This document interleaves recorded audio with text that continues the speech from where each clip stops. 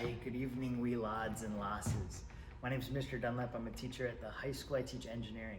I'm here to read you the legend of Brave about a clan Dunbra in Scotland. Brave.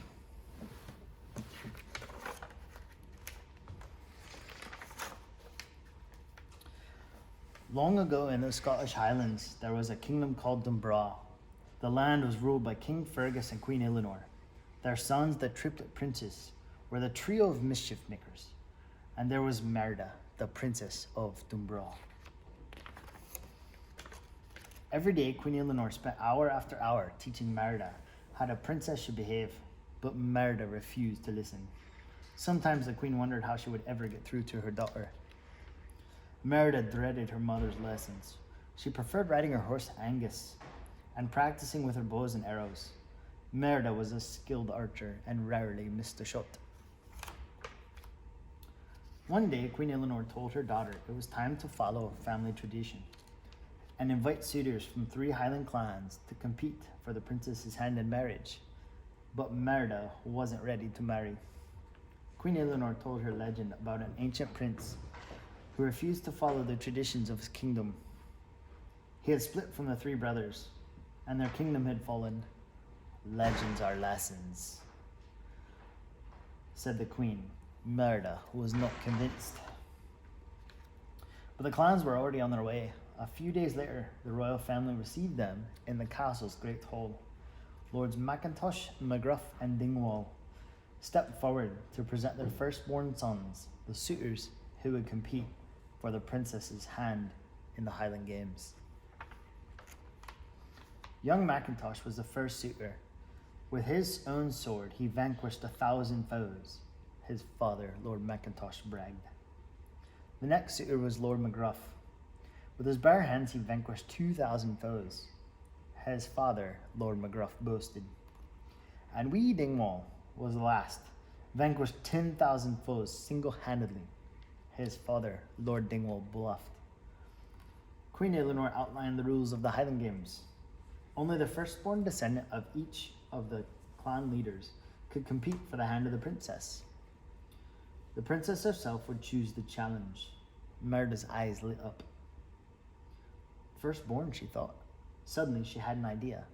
I'd choose archery, she cried. The competition took place on the castle grounds that very afternoon.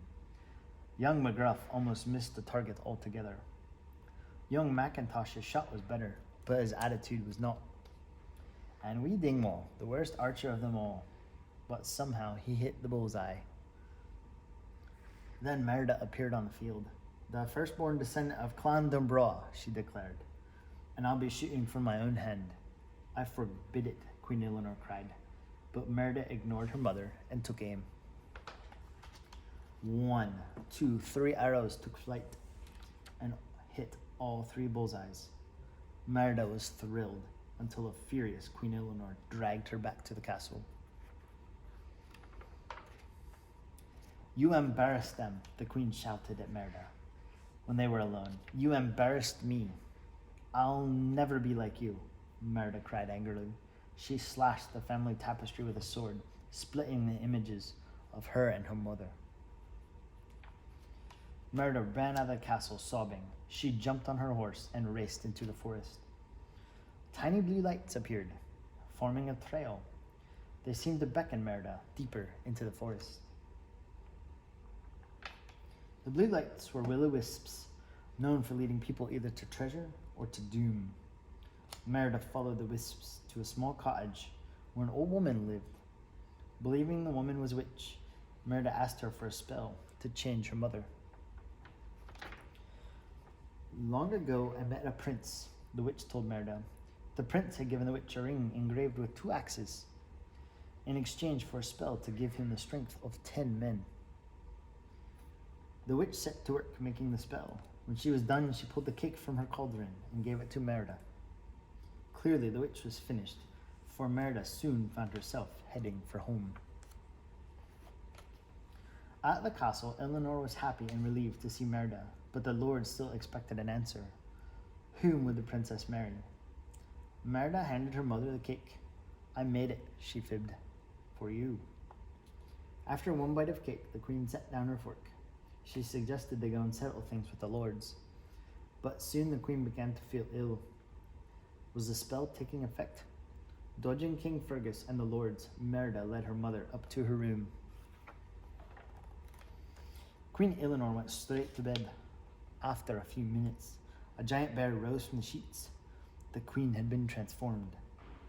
"The scoffy witch gave me a Grammy spell," Merida cried. Eleanor, the bear, let out an angry roar.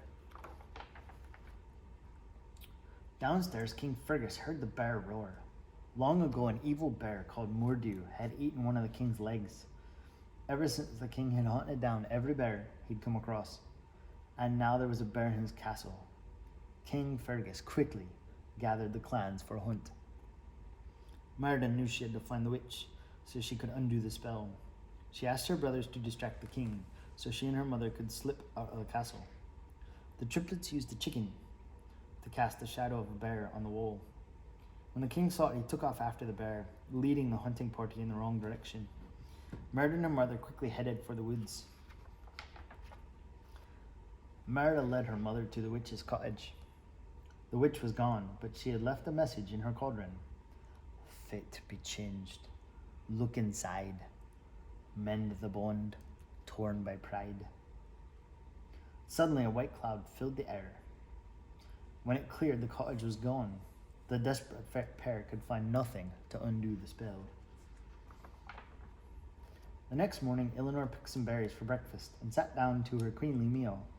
Merida decided to get them a real breakfast. In a nearby stream, Merida caught a fish. She showed Eleanor how to catch fish too, and together they played and splashed in the river.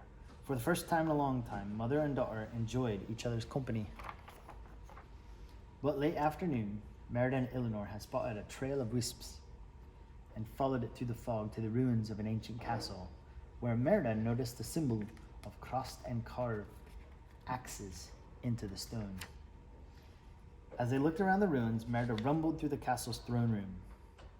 There she saw a stone carving of 4 brothers, princes all, but the 4th brother was broken off.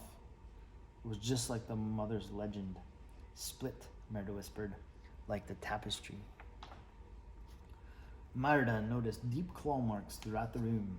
"The strength of 10 men, Merida said, recalling the witch's words, "and the prince's ring with the crossed axes." The prince became Mordew. Just then, Mordew appeared. Mordew lunged at Merida, but the queen pulled the princess out of the reach just in time. Merida and her mother raced away from the ruined castle. At the Ring of Stones, Merida realized she had to mend the bond torn by pride. As the witch's message had told her, that meant returning to the castle and mending the family tapestry she had torn. Mother and daughter headed home as fast as they could.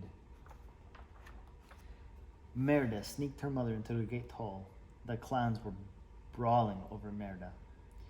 Eleanor hid in the shadows and coached her daughter through a speech. Merida announced, "The queen feels in her heart that we should be free to follow our own hearts and find love in our own time." Moved by Merida's words, the young lords decided that they wanted to be able to choose their own fates too. "That settles it," said Lord McGruff. The lords agreed. Merida said the young men should be free to marry whom they wished. As soon as they could, Merida and her mother raced upstairs to get the tapestry. Just after they entered the room, Fergus burst in and saw the bear. "Dad, no!" Merida cried. "It's not what you think." The king swung his sword. Eleanor ran out of the door and down the hallway. The clans chased her as she escaped from the castle. Merida tried to explain to her father what had happened, but Fergus didn't believe her. He locked Merida in the tapestry room to keep her safe. Then he raced off to hunt the bear. Meanwhile, the triplets had eaten the magic cake and became bears too. Merida had to fix the tapestry and save her mother and her brothers. After the triplets freed their sister, they all climbed onto Angus and raced after their mother. All the while, Merida mended the tapestry. Merida found the hunters at the Ring of Stones. The men had captured Eleanor. I won't let you kill my mother, Merida cried. She swung her sword at King Fergus's wooden leg, chopping it clean off. Suddenly, Mordu burst into the Ring of Stones. The clans rushed to attack him, but they were no match for the beast. Mordu quickly closed in on Merida. Determined to protect her daughter, Eleanor gathered her strength and broke free. Then she charged Mordu. The two bears clashed. After a fierce battle, Eleanor slammed Mordu against a standing stone. The great rock broke apart, crushing Mordu. The battle won, Merida wrapped her mended tapestry around Eleanor, but nothing happened. I don't care what you are, she cried. You're still my mum, and I love you. Merida buried her face in Eleanor's fur and wept as dawn began to break. As she wept, Milidor felt a hand stroke her hair. She looked up. Her mother, back to her old self, was smiling down at her. The bond between them had been repaired. The spell was broken. Soon Merida and Queen Eleanor were spending more time together and enjoying each other's company. The queen knew Merida would marry someday, but not until she was ready. And Merida knew that she didn't want to change anything about her mother. She loved the queen just the way she was. That was the story of Brave. Have a great evening and good night.